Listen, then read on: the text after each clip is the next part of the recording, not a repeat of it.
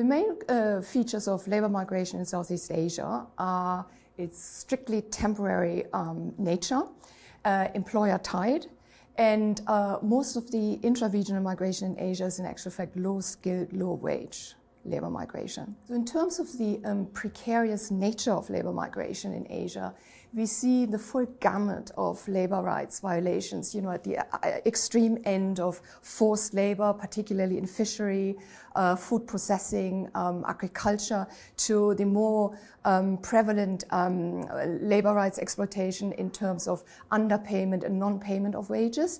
Asia is in many ways, the global factory of the world. So many of the internal as well as international labor migrants work in the most underpaid, low-paid sectors in the labor market.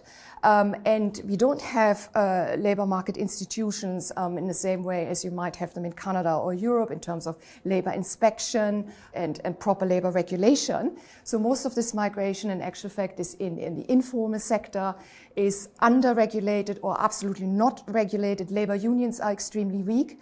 So my research essentially engages with the whole issue of how we can promote decent work for migrant workers.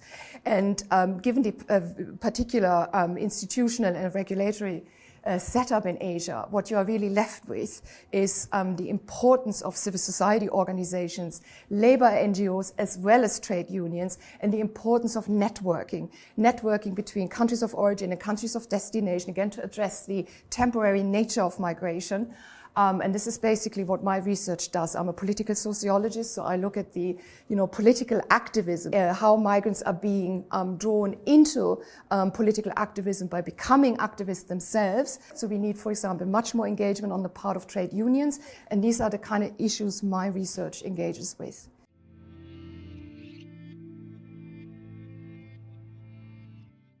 A positive way forward really has to come from the bottom up, so to speak. So it has to come from the civil society sector, collaboration between trade unions and labor and migrant rights NGOs, and also across borders. And such networks already exist. They have to be deepened, they have to become, stronger. So we need more capacity building in the civil society sector, more training.